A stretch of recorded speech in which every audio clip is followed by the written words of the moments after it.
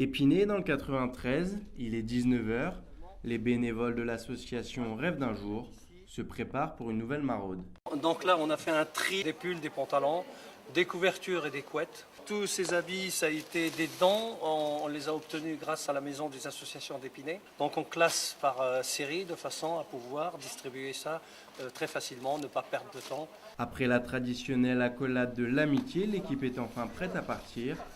Particularité, c'est avec leur véhicule personnel que s'effectue la maraude. Pour Coralie, c'est une grande première. À quelques minutes du départ, la jeune femme appréhende. Là, peur, parce que vu le bilan qu'ils ont fait juste avant, moi je panique un peu là. Mais bon, on verra. Quel bilan?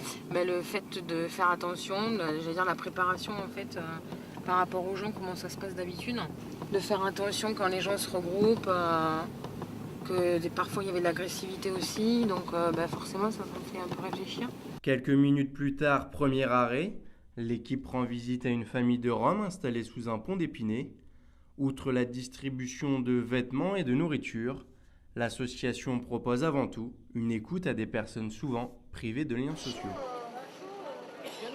Bye bye. Bye bye. Allez, au revoir Ali. Premières impressions, que là c'était des gens qui avaient besoin, mais je pense qu'il y a beaucoup, il y a pire en fait. Là ils se débrouillent pas mal. Mais par contre, qu'il y ait un gamin, ça m'a fait mal moi. Ouais. La première chose que je suis allée voir, c'est les gamins parce que je trouve ça hallucinant qu'à notre époque, il y a encore des gamins qui sont dans le froid et il est en France, il va pas à l'école, il ira jamais à l'école ici de toute façon et qu'est-ce qu'il va faire plus tard ce gamin? Après la Seine-Saint-Denis, c'est aux abords de la capitale que l'équipe marque un nouvel arrêt.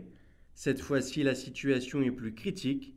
Installé à même le sol, un groupe de jeunes Roms tente de se réchauffer grâce à des bouches d'aération. On vient de rencontrer un groupe et il y en a un qui vient de sortir de l'hôpital, une opération. Il est sorti de l'hôpital, il est actuellement sur une bouche d'aération et couvert de plastique pour se protéger de la pluie. Et bon, ils ont l'avantage d'être sur des bouches d'aération chaude, donc c'est pour ça. Et ils ont l'air d'être équipés de couvertures, c'est pour ça qu'on ne leur a pas distribué de couverture ni de couette.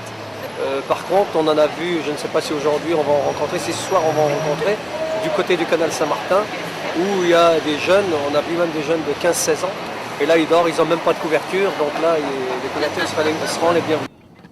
Et Mohamed a vu juste. À proximité du canal Saint-Martin, deux adolescents mendient au pied d'un distributeur de billets. Caroline prend les devants, soucieuse de s'impliquer, elle se charge du premier contact. Mais visiblement sous l'emprise de l'alcool, les deux jeunes refusent son aide. Pas question d'insister, Coralie et le reste de l'équipe reprennent leur chemin. Pour eux, la nuit ne fait que commencer.